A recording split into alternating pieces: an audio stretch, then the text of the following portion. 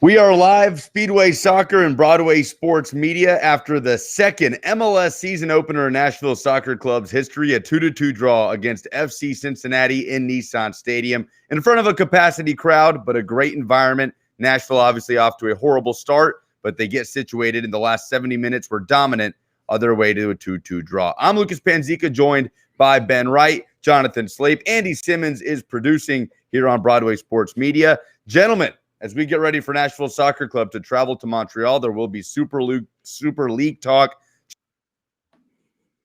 Champions League format. Club, how are we doing,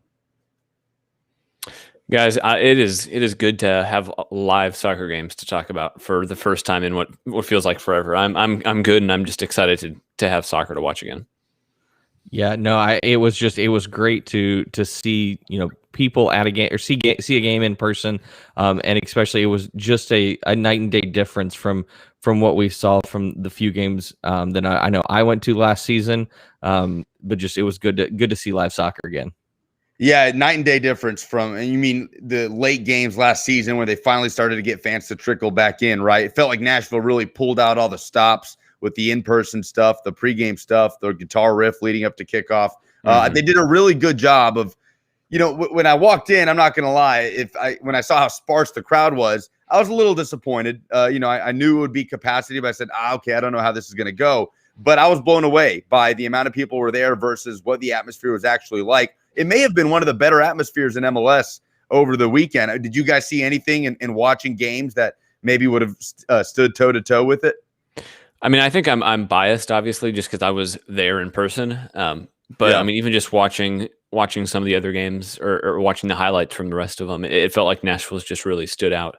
And I mean, I know there hasn't been a ton to compare it to, but it was easily the best crowd since the home opener last February. Yeah, and I think we can also say, I mean, the club didn't release any kind of, numbers, but I think it may have been the largest soccer crowd in the United States this weekend. Because I know that in Miami, I think they said 8,500, but I know that crowd looked a bit more than 8,500, at least in the supporter section. And then I think it was about 7,000 in Orlando. So I think we know there was at least 20,000. So, I mean, I think probably the largest crowd that we saw. Yeah, Patrick White says Miami was pretty packed. It did look a little packed. And I mean, David Beckham and Tom Brady are worth like 7 people each anyway. So on the star power there, it may have been bigger capacity. Anyway, guys, before we dive into the Cincinnati game in Nashville Soccer Club, let's get this out of the way, right? Because the last 2-3 days have been very high tensions. Everybody's very worked up. It looks like things are going to be okay.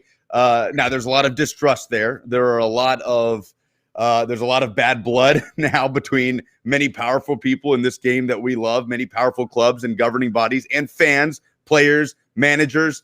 But the Super League appears to be dissolved. At this point, while we are taping this live on Broadway Sports Media, 2 clubs are technically left, and that is Real Madrid, who essentially was leading the charge here with Florentino Perez, and Barcelona. Every other club has withdrawn, put out some sort of statement, and we've even seen public apologies from owners who never step into the public eye. John W. Henry for Liverpool with a video apologizing. Joel Glazer, who never says anything at the forefront of Manchester United, apologizing to his fans. And it's funny, Florentino Perez, the only one out there now all alone on this hill, like, what? It was still a good idea. I don't know why everybody's so mad. Florentino Perez has been on his own about a lot of things, like on Monday night where they just let him get on live TV at like almost midnight in Madrid, and as some podcasts I listen to, and just allowed him to chat absolute wham. But I mean, just talking about shortening the game, just like all like, I mean, just all like that. Who gave that man just like no leash? He's out there at midnight pitching like Quibi for soccer. I mean, like I know we've talked about how the last year has felt like much longer than a year. But the past weekend it almost felt like a year in itself. I mean, just from, I guess, Saturday when it was that news started coming out that like, okay, this is really happening. And it felt, I mean, honestly, I'm not exaggerating. That was only Sunday. That was only Sunday. That was Sunday. Holy wow. Okay. So my timeline is thrown off because it felt like such a long, a lot was packed into such a short weekend. But I mean, it felt like the game, like as we know it, could legitimately be over. And I mean, to go from that to seeing just how united, I mean, not just Twitter was, but like the entirety of basically soccer supporters across the globe, it felt like that. It was kind of a cool moment because you don't really get that much like of a unified front against anything these days. So yeah, it was cool seeing that. But man, I mean, it was a roller coaster, and it started out looking like things were going to go very, very badly. Yeah, very rare, right?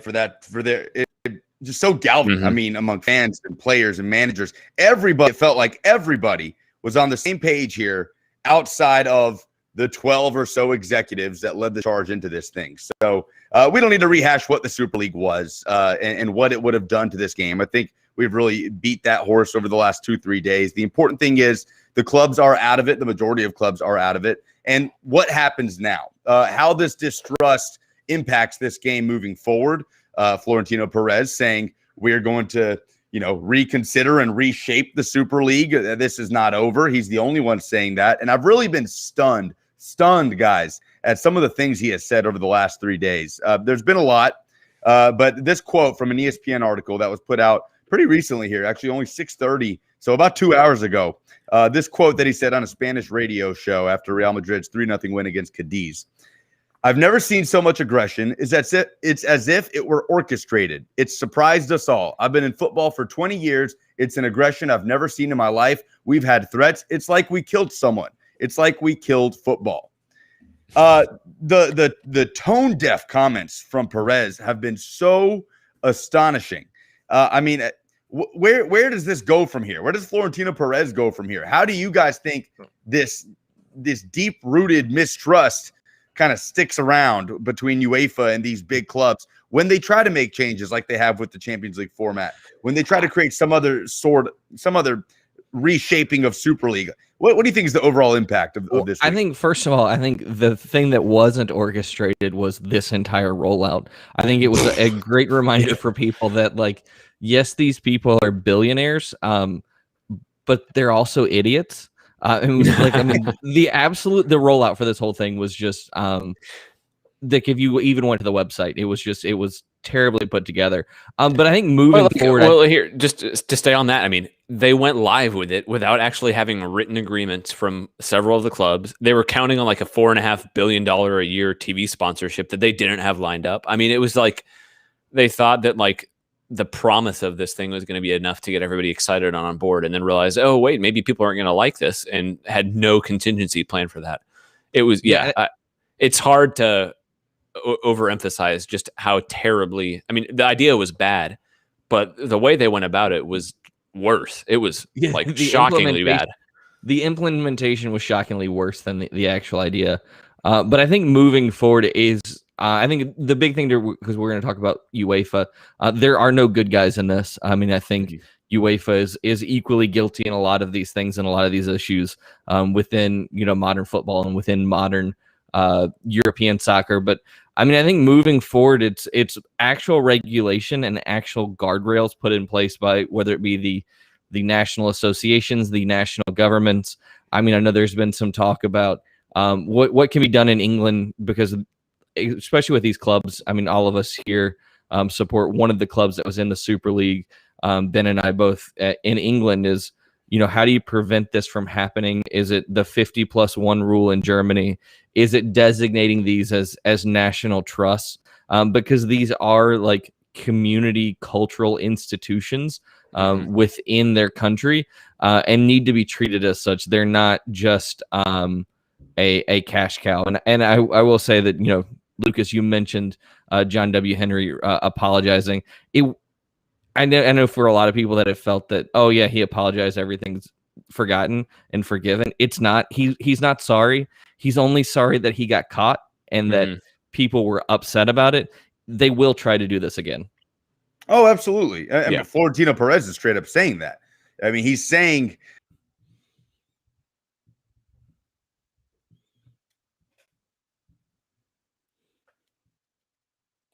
Have we lost Lucas there? Yeah, I think we lost Lucas here. But I think Lucas was saying, Florentino Perez has said that that they will try this again, so it'll be back in some form. So moving on and talking about the current the new proposed Champions League format. Ben, can you kind of break down what that is? I mean, it's basically what a lot of these clubs were pushing for. I mean, to a smaller extent, they want security. So now you have these 2 spots going basically to like a historically successful club, which it's not the same level of like no risk that these clubs wanted. But I mean, I think it sweetens the pot for them a little bit. And then it's basically the expanded groups. I mean, it's not really even a group stage anymore. Teams are guaranteed 10 games. So it just really expanding it, giving them more opportunities for money. I think it could come back to bite a lot of these clubs just with fixture congestion, which is ironic because these teams a lot of the managers are already complaining about just how many games they have to play, and it's just going to get worse. But yeah, I think UEFA's kind of trying to sweeten the pot for them a little bit and give them reasons to stay and not keep pursuing this. But it's not the same level that these guys want. And like you said, I think they're just going to try it again. Yeah, and I think that I mean I think the big thing is the change and getting rid of the group stage, because I think that I love the current format of the Champions League. I know some people don't, but really enjoy the group stage and the knockout round. But the single table format that they have proposed just doesn't cut it for me, to be honest. Can we talk about how well UEFA came out of this though? I mean, because now their model, which had it had been leaked and it had been like kind of dividing opinion, and now it seems like a perfect idea because in comparison it's so much better than what the alternative was. Yeah, no, definitely. So moving on to go ahead, Lucas. I was gonna say and I know I've been cutting in and out here a little bit with the internet connection, just to sort of basically lay out what it is. That I don't know if you guys did while I was frozen. If I do, tell me to shut up. An expansion from 32 to 36 teams. Single league format. Each club plays 10 matches against 10 different opponents. So everybody's on the same table, right? 10 matches against 10 different opponents. So you don't play everybody else on this table. And the top 8 in points move on to the knockout round. And then the 9th through 24th place teams play 2-legged playoff fixtures to progress into the final 16. So essentially there's not a round of 32 in terms of the knockout round to go straight into the 16. Before we move on, I just want to ask, you guys like this? Would you rather just stick it with the group stage that we have? You say no. Nope. It's so complicated, and to add 4 teams in, I don't know. Yeah, it feels like you're fixing a problem that didn't exist. Yeah, we're talking about the Americanization, right, of soccer with the Super League. This feels like MLS just took over Champions League and is just trying to create different ways to. But look. After what we've seen the last 2-3 days, whatever, we'll take it. We have a Super League, and you actually have to earn your way into it. So these changes won't go into effect for probably a couple of years, though. So the 2024-2025 season is going to be the start of this. Yes. Enjoy it while it lasts. Yes. Moving on, guys. Nashville Soccer Club 2-2, the draw over Cincinnati. Before that, let's talk about the guy who scored the accidental worldie to tie it up in the 64th minute, Randall Leal. Hey, I get where he's coming from, by the way. The only goal I ever scored in my high school soccer career was just from 40 yards out, where I just one time put it back in the box, hoping somebody would find a head on it, and it found its way in the top right corner. I get where he's coming from. You got to take it. But it was one of the goals of the weekend, in a weekend where there were some incredible goals in MLS. I mean, my God, João Paulo, I don't know how anybody is going to top that with the Sounders, with a little touch up to himself and then hammer volley in the top corner. But look, Andy says that's worse than Davey saying he used to coach. I'll stop talking about my high school soccer, my illustrious high school soccer career. But Randall Leal gets the DP tag taken off of him. Rodrigo Pinheiro, the signee from Uruguay, who we did not see on Saturday, moves into that slot, but in a different fashion. He is a young DP. So, Ben, I'm going to give this to you so you can tell people what kind of flexibility this gives the club moving forward and what this means for Randall Leal. Well, I mean, I think that it's necessary just to preface any discussion by saying that MLS roster rules are stupid and just way too complicated, kind of like the new Champions League format. But so Leal was kind of in the borderline between a DP slot last year. He was always eligible to be able to be bought down with TAM, which I've seen a couple questions. This does not in any way affect his salary. He's still getting paid the exact same amount he was before. It's basically just an accounting mechanism for the club's purpose. So they were able to use some allocation money and essentially buy down his contract to move him out of that DP slot. Rodrigo Pinheiro was eligible for one of the U22 initiative slots, but there are just some complications with that. If you would sign him in one of those spots, you essentially are left with just one of the new U22 slots. By putting him in that young DP tag, the way the MLS roster rules work, if you have 3 designated players and one of them is a young designated player, which Pinheiro is, then you're still allotted 3 U22 slots. So it basically just gives Nashville flexibility with a new transfer market. They're able to still fill those 3 spots, and it's not going to change a ton for them, but it gives them options. And I think we've seen from Mike Jacobs that he likes having options. Yeah, I always feel like talking about MLS roster rules. I feel like the like Charlie on Always Sunny with all the string connecting everything. Play Sylvia. But yeah. But before we talk about that a little bit more, we did get a mailbag question from John Freeman. And his question is he wants to know, why is Lucas dodging playing in the NSC Media Super League? So Lucas just guaranteed that he'd score a 40-yard banger like he did many times in his high school career. I want it to be clear, there is no gloating about my high school career. I was not a good soccer player. I hardly came off the bench for my high school team. But John Freeman, I will be there on Sunday. I meant to text you today, actually. I've moved some stuff around. I've found an opening in my Sunday schedule. I will be at the Nashville Soccer Club Media Super League, I believe, at Fair Park. So I'm looking forward to that, and I hope both of you will be there as well. Yes, I will. I'm a little bit worried that Jamie Watson is going to show up because I'm definitely not prepared for that. But yeah, it'll be a fun time. Everyone I've talked to is on the same page. Like, God, I'm out of shape. My touch is probably horrendous, and then Jamie's just going to come in there and school us all. But that's okay. Dibs on being on Jamie's team. Andy's jumping on Jamie's team. I think Jamie will be on a team by himself. Yeah, that's fair. James Tacos says, that was my first Nashville Soccer Club game, and I'm new to MLS. Am I mistaken, or did it seem like the ref was calling BS left and right for Cincinnati? I can understand how a new soccer fan says, yeah, I'm going to check out the Nashville Soccer Club game. And they go, and you go down a goal early. That sucks. And then there's some action in the box where it looks like Joe Willis may or may not have fouled somebody. The play continues on. Nashville wins a free kick. Okay, let's go. Let's find an equalizer. And then wait, penalty given to Cincinnati. You're saying, what the hell is going on? So I can see why James Tacos was a little perplexed on Saturday. But what did you guys think of the overall officiating? I didn't have too much trouble with it. Unfortunate scenario when the VAR is called back, that removed from the play. I thought sorry, Slade, you take this.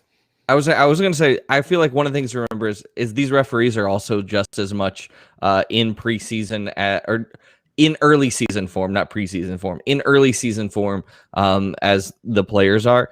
I mean, I didn't really have a ton of issues with a lot of the calls. There may have been a few either way that I felt could have been called with your fouls given to Nashville or against Nashville. But there wasn't anything on either times I watched the game that really stuck out to me as issues. I'm probably the only thing is that potential penalty for Nashville.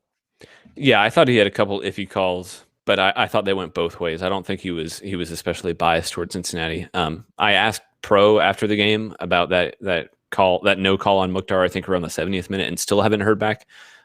So yeah, I think that was my biggest issue I had. But yeah, I don't think he really impacted the game either way, because I think that the penalty that Cincinnati got, I think it was a pretty clear penalty. So yeah, I don't have any issues with that.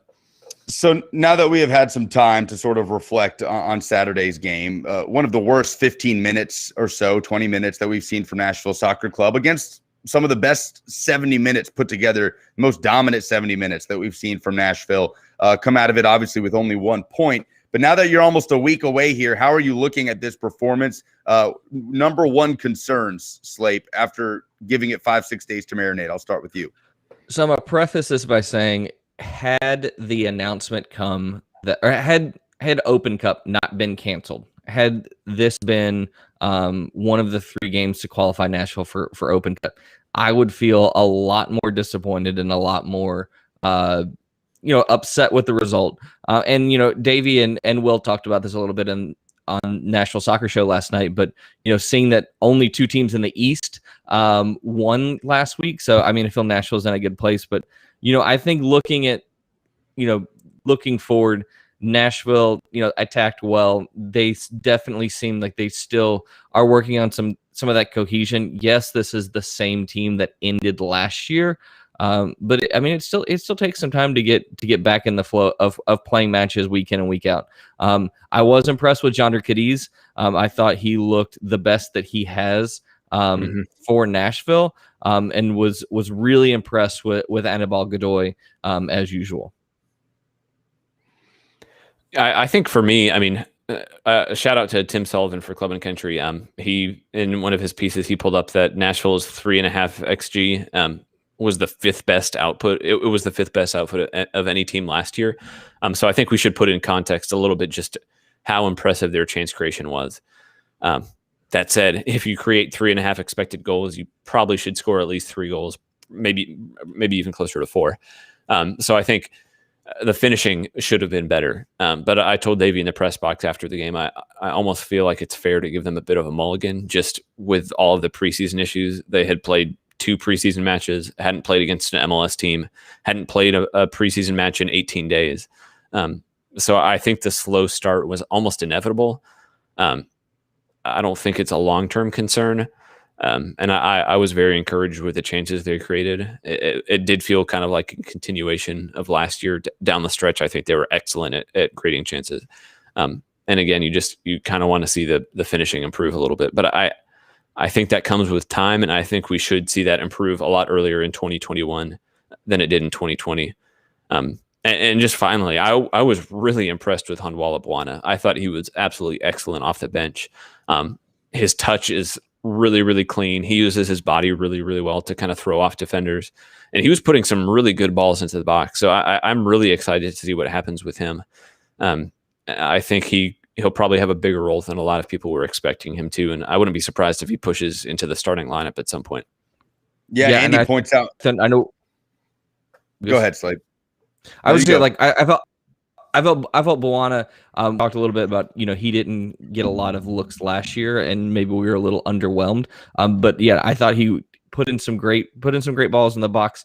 I was really impressed toward the end of the second half. He had a great give and go with Johnson, and then also made some great moves with the ball. But I'm really impressed with what he brought to the field. The 2 subs that Gary Smith made with, I don't know, half hour or so to go in the game, chasing that game-winning goal, you put in Bwana for Alex Moyle. You put in CJ Sapong for Jonder Cadiz.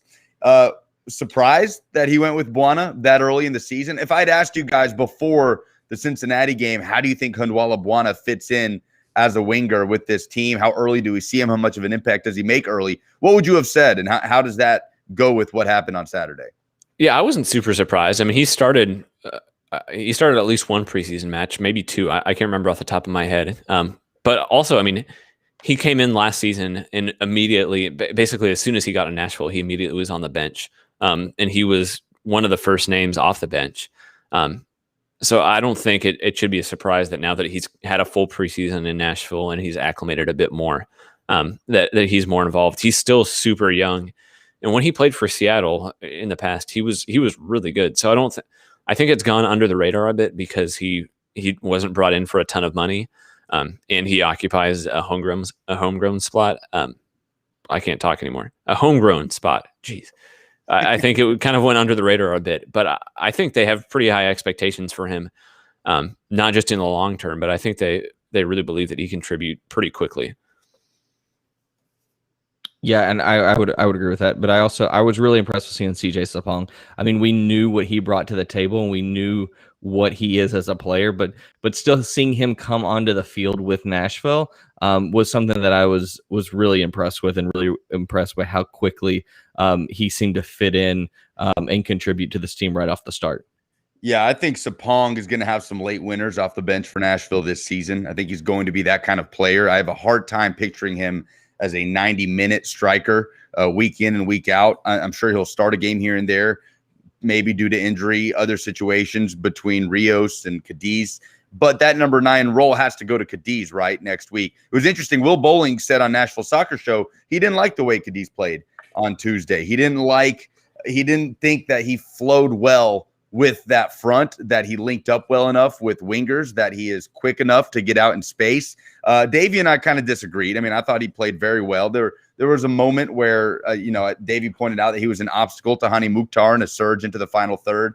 There were a couple spots, but I thought he played a great game, and I think he has to be your number 9 next week at Montreal, right?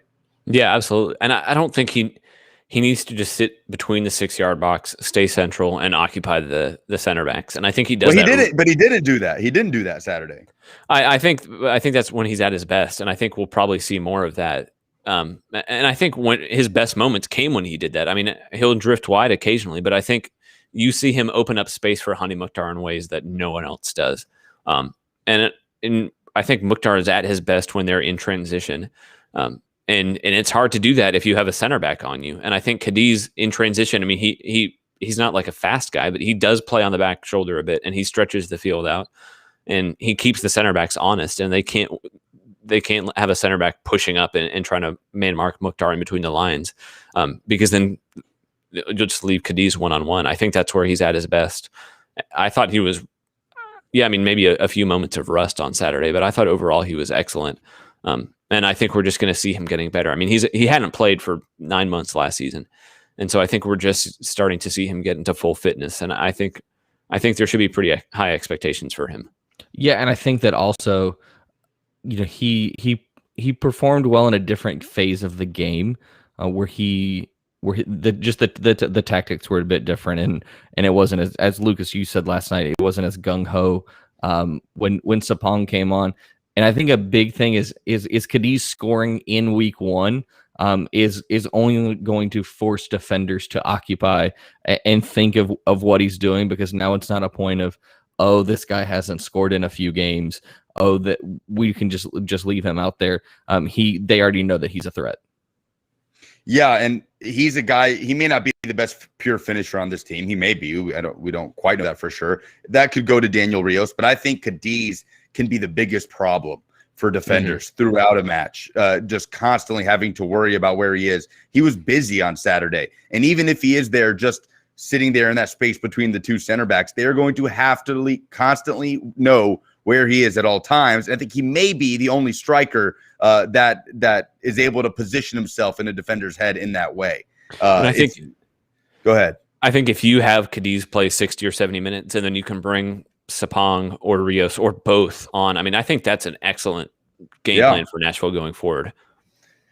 Guys, moving forward to Montreal as we wrap up this episode, going on the road, playing on Saturday afternoon, It's actually at Nissan. It's at Nissan Stadium on Saturday. What did I see the other day that said it was in Montreal? Okay, I apologize. Nashville's no games are in Montreal. No games are in Montreal.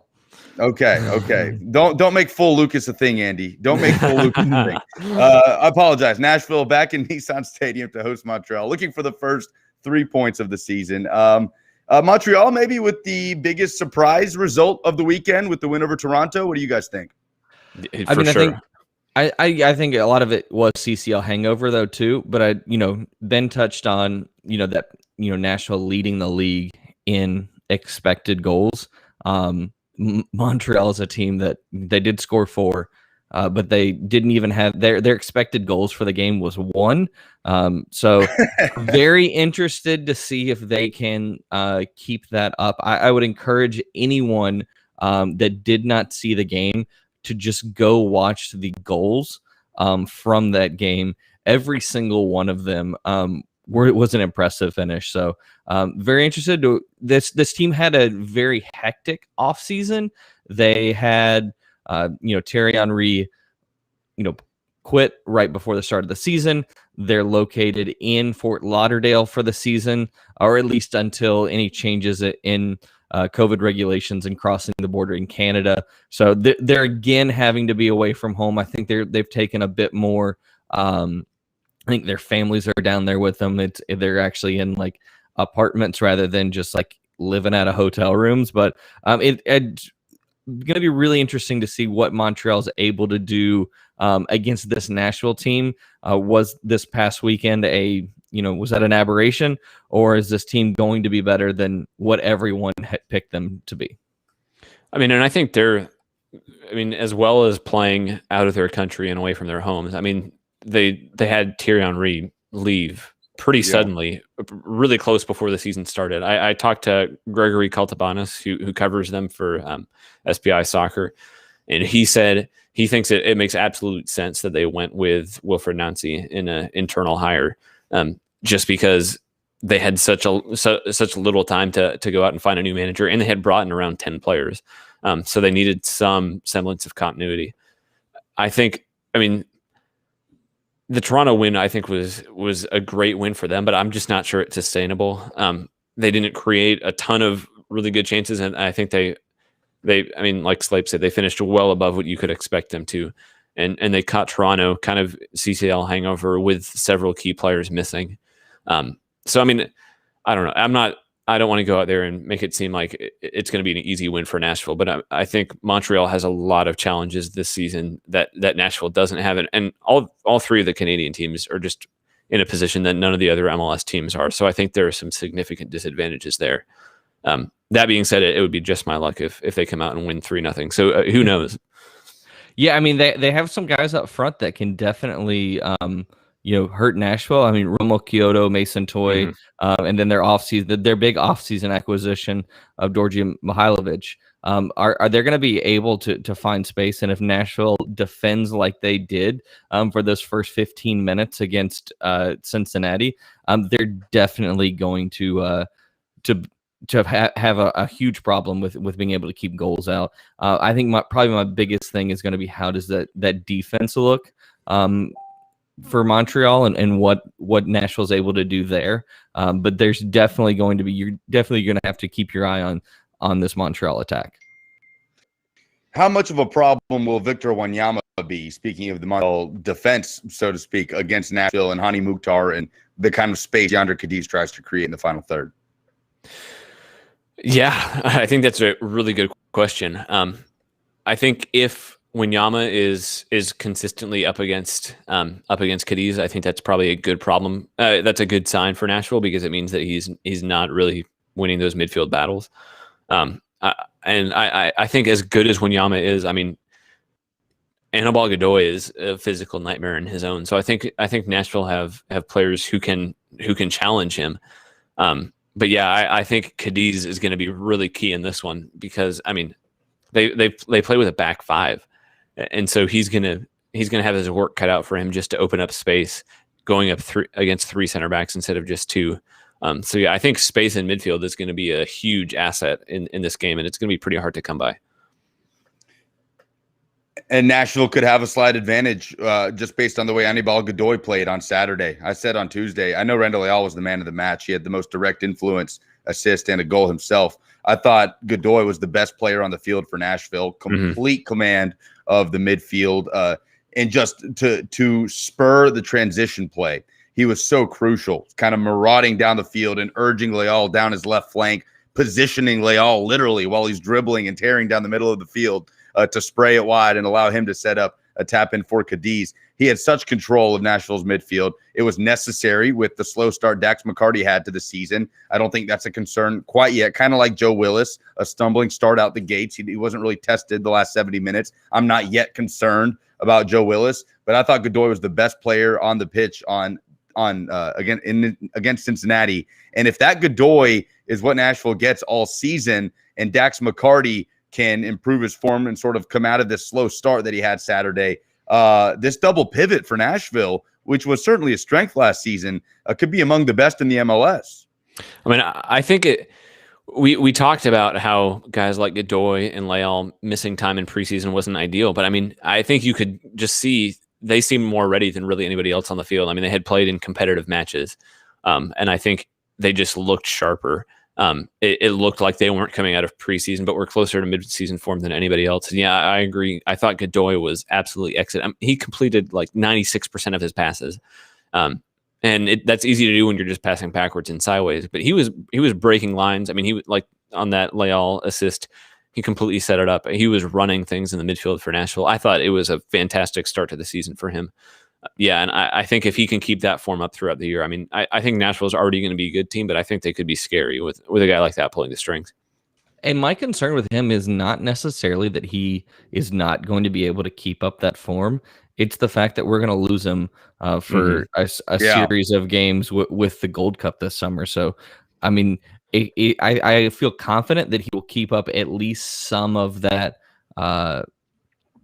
form and at that level. It's going to hurt when Nashville is out. And I think that we've talked about with what Anunga brings to this team, and Anunga being a good backup. And while Anunga is a great six and able to break up play and do those kinds of things, I don't feel that we have someone that's able to do. And Lagras is able to make those offensive passes. We don't have a guy like Godoy that is able to do both so well. In terms of the 11 we see to start against Montreal on Saturday, any changes that you may have in your mind? I think we see the same 11. Yeah, I mean, Gary Smith kind of has his preferred guys, and I think it will take a lot more than what we saw against Cincinnati to change that. I think it'll probably be pretty similar to the same substitutes we see too. So yeah, I don't think there's going to be a ton of change this early in the season. Yeah, I think that we may only see Pinheiro come on. I think maybe the only big change, we do get 5 substitutions, which does change things a bit. But I mean, I don't see any reason to make any changes to change this up. And I think that I think one of the good things we've talked about with Pinheiro is patience. But if Nashville is able to create chances and score goals and is winning games, we're able to give Pinheiro as much time as needed. Then before we see him see him at top level. Yeah, and on Pinheiro, I meant to ask this actually when I cut out a little bit when we were talking about the DP movement with Leal moving down Pinheiro in the young DP slot. Ben, what do you think this means for how Nashville views Rodrigo Pinheiro? Is this more of a restructuring to make it more team friendly in the way they approach their finances moving forward, or does this show another bit of trust in the young Uruguayan winger?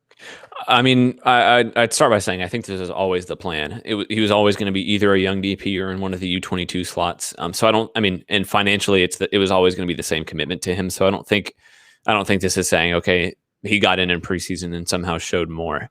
But I think they've always kind of preached patience with him. And I think they're in a position this year that they can do it. Last year, if they didn't have, they had 2 DPs to start the year. And if Leal or Mukhtar wasn't performing, they were in a really tough spot. And I think it's just a testament to the depth now that you can have a DP come in and not really be needed to produce off the bat. I think you have guys like Alex Wheel and Hanwal Bwana who can more than cover for him and just really give him time to adapt. So you're not necessarily thrusting him off the deep end. And if he's not performing at his highest level off the bat either, it's not hurting the team. So yeah, I think they're very high on him. They think he has tons of potential, but he's a 21-year-old kid in a new country, playing in a new country for the first time in a team that speaks a different language. So I think they're going to be very patient with him and give him a ton of time to adapt, more than we saw last year. Yeah, good point. Well said. I hope we see him on Saturday.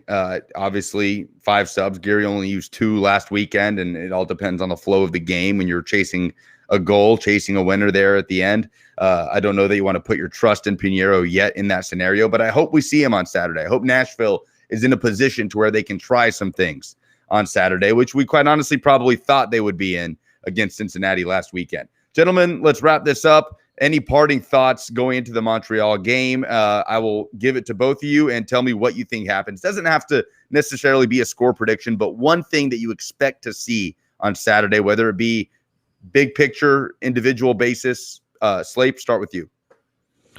I mean, I think going to this game, I think Nashville has to come out strong from the offset, and that's one of the things that I expect them to do. I think they got caught a bit flat-footed in the Cincinnati game. I don't know if it was just lack of preseason. I'm not expecting this Cincinnati team to come out firing like they did, but I expect to see them start very strong and look to get a goal early and then control the game from there.